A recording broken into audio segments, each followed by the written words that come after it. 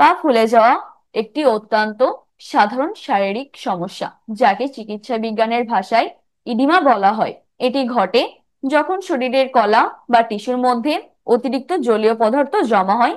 তখন সারাদিন দাঁড়িয়ে বা বসে কাজ করার পর আপনার পা সামান্য ফুলতেই পারে, কিন্তু এই ফোলা যদি ঘন ঘন হয়, দীর্ঘস্থায়ী হয় কিংবা খুব দ্রুত বাড়ে, তবে এটি শরীরের ভেতরের কোনো বড় রোগের ইঙ্গিত হতে পারে।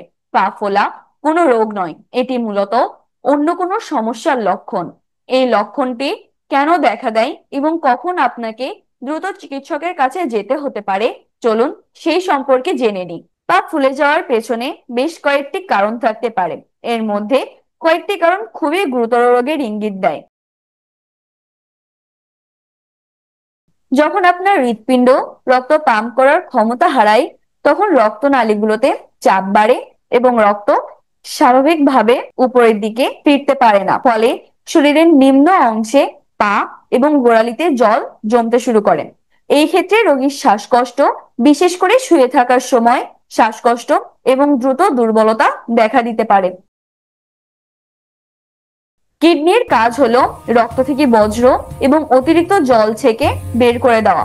কিডনি ঠিকমতো কাজ না করলে রক্তে সোডিয়াম এবং জলের পরিমাণ বেড়ে যায়। এই অতিরিক্ত জল শরীরের বিভিন্ন অংশে, বিশেষত পায়ে জমা হয়। এছাড়াও কিডনি রোগের ক্ষেত্রে চোখের চারপাশে এবং মুখেও ফোলা দেখা যেতে পারে। লিভার রক্তে এক ধরনের প্রোটিন যেমন অ্যালবুমিন তৈরি করে, যা রক্তনালীর ভেতরে জল ধরে রাখতে সাহায্য করে। লিভার দুর্বল হলে এই প্রোটিন তৈরি কমে যায়, ফলে রক্তনালী থেকে জল বেরিয়ে টিস্যুতে জমা হয়।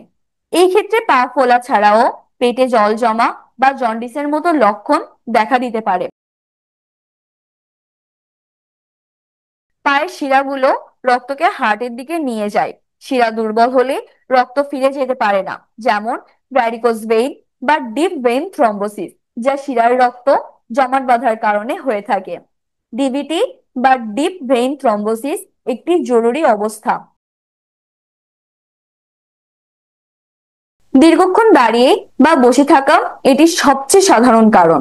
গর্ভাবস্থায় গর্ভে শিশুর ওজন বাড়ার কারণে শিরায় চাপ পড়ে এবং উচ্চ রক্তচাপের কিছু ঔষধ বা স্টেরয়েড সেবনের কারণে। তাহলে চলুন জেনে নেই আপনার করণীয় কি। পা ফোলা দেখলেই ভয় পাবেন না। এমন কিছু লক্ষণ আছে যেগুলো দেখলেই দেরি না করে যত দ্রুত সম্ভব হাসপাতালে যাওয়া উচিত।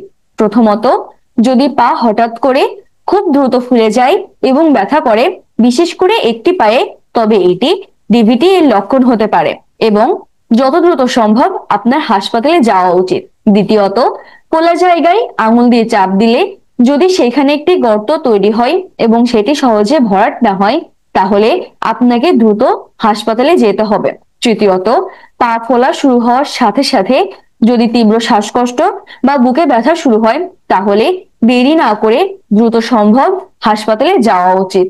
যদি আপনার পা ফোলা গুরুতর লক্ষণ না হয় এবং সাধারণ দুর্বলতার কারণে হয়, তবে আপনার দৈনন্দিন জীবনে কিছু অভ্যাস যুক্ত করা উচিত।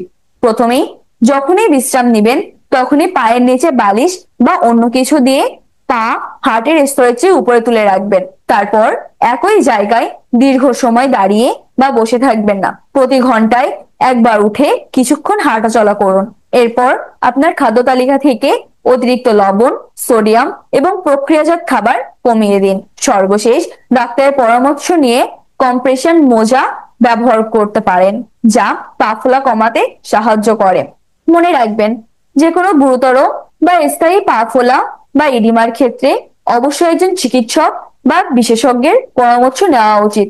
একটি সুস্থ ও সবল ভবিষ্যৎ প্রজন্ম গড়তে হলে নিজের শরীরের ছোট ছোট সংকেতগুলোকে উপেক্ষা করা যাবে না। ধন্যবাদ সবাইকে।